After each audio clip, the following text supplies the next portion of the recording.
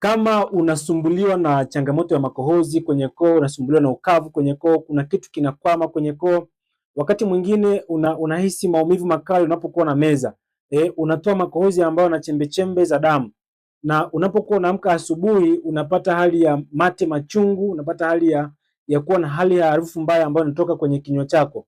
Hiyo ni changamoto ya acid reflux ambayo inasababisha matatizo kwenye koo na kinywa chako. Sasa cha kufanya ni hiki hapa. Kama unasumbuliwa na hii changamoto, angalau usiku ule masaa mawili, masaa matatu kabla ya kwenda kulala. Usile muda mfupi kabla ya kwenda kulala. Lakini pia usiku acha kutumia vinywaji, soda na vinywaji vingine, juisi zingine. Lakini pia usiku usitumie vyakula vizito, hasa vyakula vya wanga.